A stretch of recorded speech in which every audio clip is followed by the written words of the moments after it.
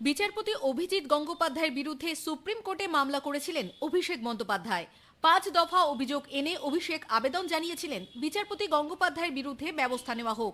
সেই সঙ্গে বিচারপতি অমৃতা সিনহার এজলাস থেকে নিয়োগ দুর্নীতি মামলা সরানোর আর্জি জানিয়েছিলেন তিনি। কিন্তু অভিষেকের সেই আর্জি প্রথম শুনানিতেই খারিজ করে দিল সুপ্রিম কোর্ট। বিচারপতি গঙ্গোপাধ্যায় আদালতের বাইরে অভিষেক সম্পর্কে বেশ কিছু মন্তব্য করেছিলেন। সেই সঙ্গে তিনি বলেছিলেন অভিষেক তার সম্পত্তির হিসাব সোশ্যাল মিডিয়ায় পোস্ট করুক। বিচারপতি গঙ্গোপাধ্যায়ের সেই মন্তব্য নিয়ে রাজনৈতিক স্তরে প্রশংসা ও সমালোচনা দুই হয়েছিল। বিচারপতির পদ থেকে তার ইস্তফা দেওয়া উচিত বলে মন্তব্য করেছিলেন সাংসদ ও আইনজীবী কল্যাণ বন্দ্যোপাধ্যায়। তারপর অভিষেক মামলা করেছিলেন সুপ্রিম কোর্টে। একই সঙ্গে তার দাবি ছিল নিয়োগ সংক্রান্ত মামলা বিচারপতি অমৃতা সিনহার এজলাস থেকে সরানো হোক। ওই মামলা শোনার জন্য নতুন বেঞ্চ গঠন করার ব্যাপারে কলকাতা হাইকোর্টের প্রধান বিচারপতিকে নির্দেশ দিক সুপ্রিম কোর্ট। নিয়োগ মামলায় বিচারপতি সিনহাই অভিষেক বন্দ্যোপাধ্যায়ের সংস্থা লিপস অ্যান্ড বাউন্সের সব ডিরেক্টর তথা অধিকর্তার সম্পত্তির হিসাব পেশ করার নির্দেশ দিয়েছিলেন।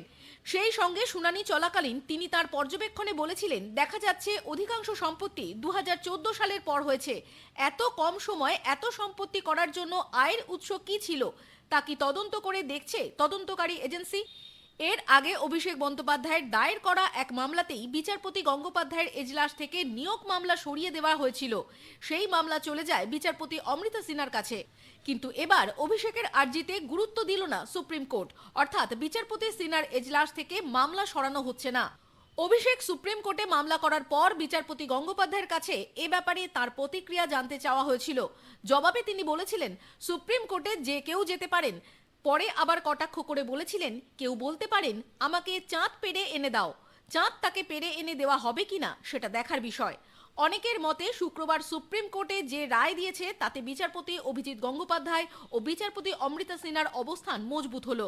এরপর বিচারপতি গঙ্গোপাধ্যায় এজলাসে বসে বা আদালতের বাইরে কোনো প্রতিক্রিয়া দেন কিনা সেটাই দেখার। Bureau report, EVM news.